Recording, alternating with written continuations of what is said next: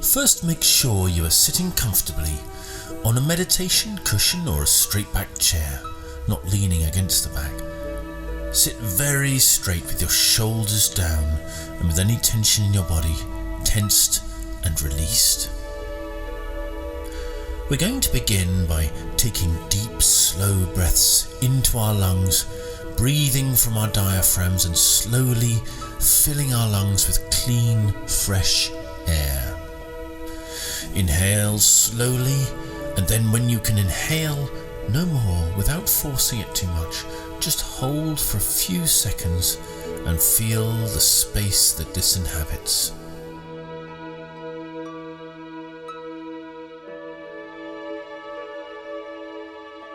Now slowly, ever so slowly, let the breath escape from your mouth and gradually empty your lungs.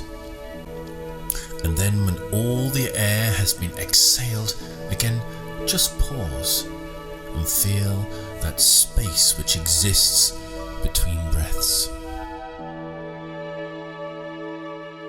Once again, breathe in and slowly fill your lungs, feeling the air to cause your stomach to rise, and as you reach the point where no more air can be inhaled, pause and feel that space in between breaths, free of thought, free of mind, and then slowly, ever so slowly, let the air escape.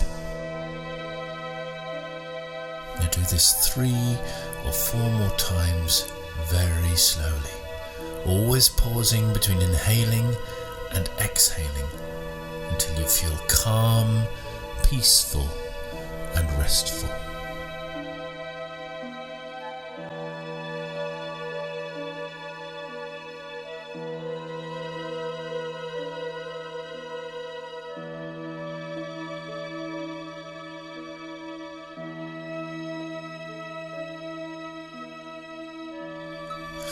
Now we're going to imagine we are in the heart of a small Austrian village in the Alps.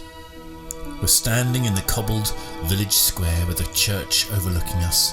We're surrounded by mountains all around us.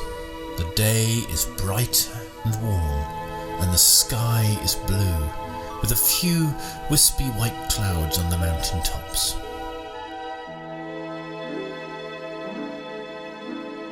We walk away from the cobbled square and head to the meadows which sit at the foot of the mountains.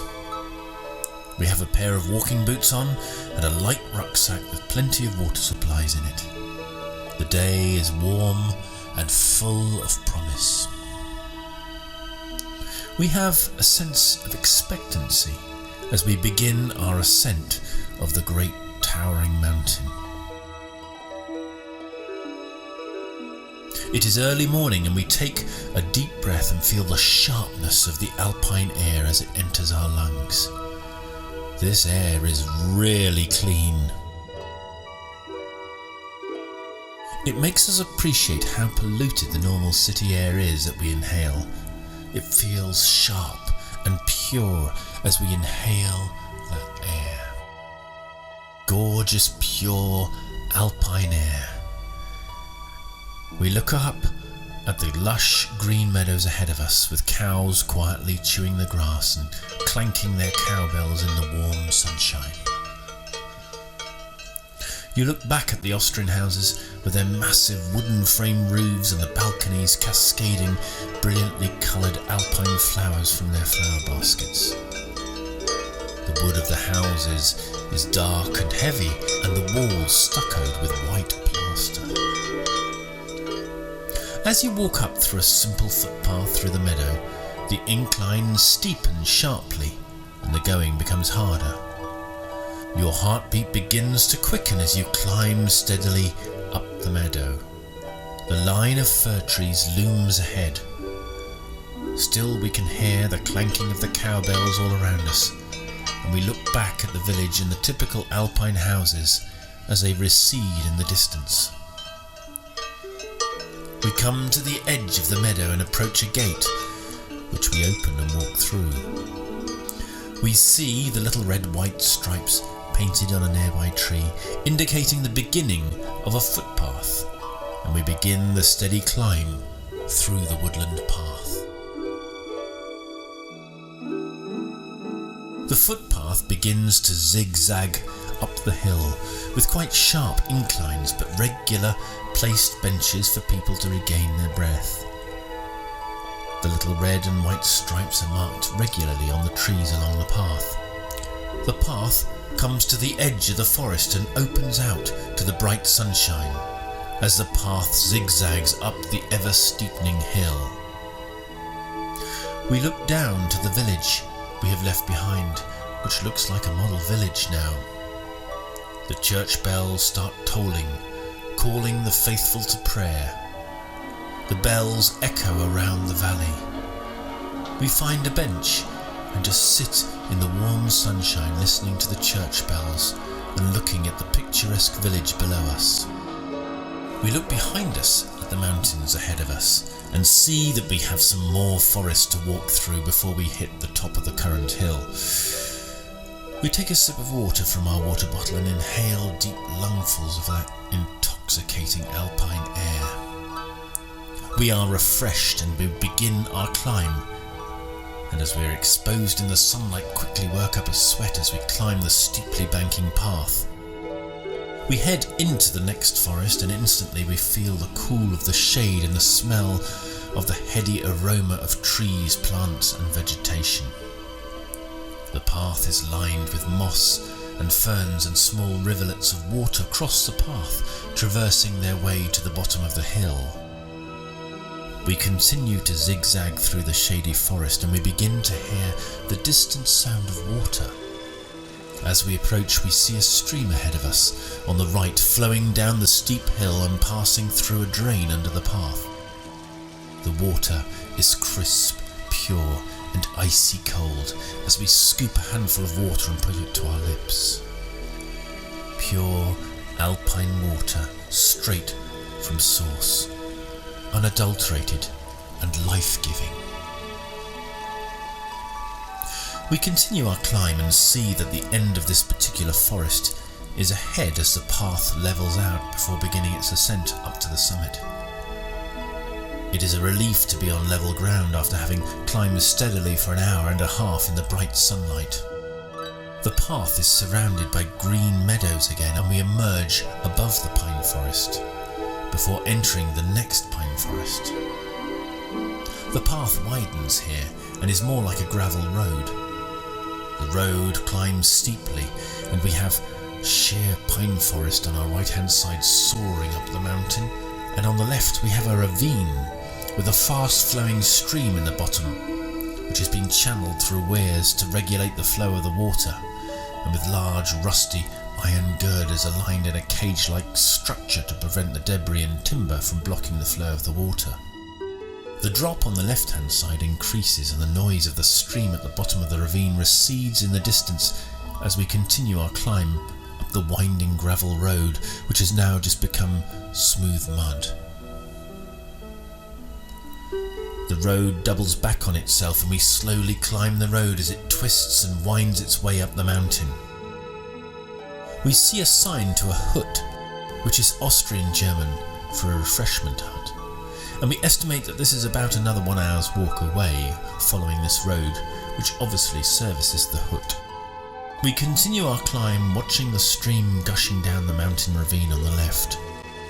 A stream opens up on the right hand side and feeds into the stream in the ravine, and we see that someone has channeled this powerful stream through a little wooden watermill, which no doubt turns a small turbine engine, creating electricity for a nearby mountain dwelling. The road twists and snakes through the heavily wooded pine forest, climbing all the time. The path is deserted and we are enjoying the solitude and quiet. We stop at a bench and again look down the valley. The village is out of sight now, but the mountains are opening up all around us. Some of them are topped with white snow. The sky is brilliant blue and the sun is rising to its peak as the warmth of the sun really causes us to perspire. Our heartbeat is at a constantly raised pace as we continue to climb, and the summit of the mountain we are intending to climb appears in view for the first time. We can see an iron cross at the summit, which is a good point to fix and aim for. The road continues winding until we turn a corner of the valley, and there emerges a large hut with its enormous dark-stained roof and roof timbers, with the ubiquitous alpine flowers spilling from every inch of the balconies. We are the only guest, and we find a table and sit down and wait for the waitress to come out and take our order.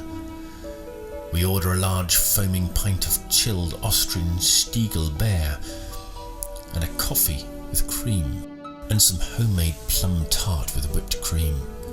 The beer tastes delicious, and the coffee and tart is just out of this world. We settle up and continue on our way to the summit.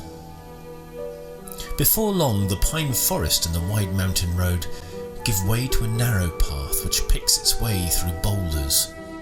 The walk has become a bit of a scramble now, and we are having to find footholds and handholds to pull ourselves up the rocks. We look back and we are amazed at the sheer height of the land we have covered. The walk winds itself through these massive boulders, and we can see that we are now only a short, steep scramble away from the summit.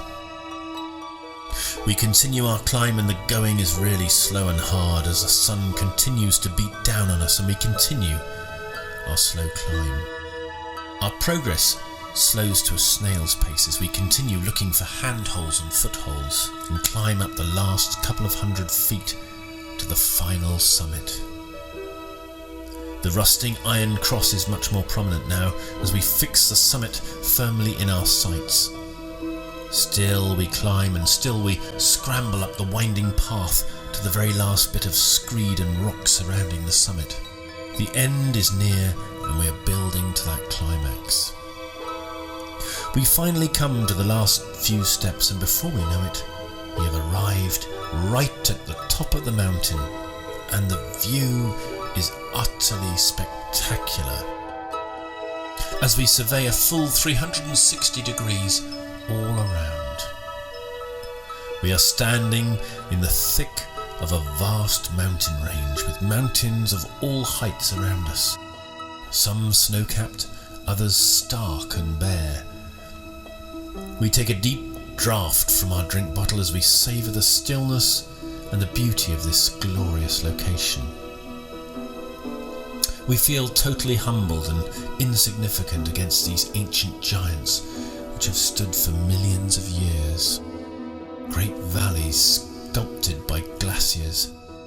The sun is blazing, and we are hot despite our altitude.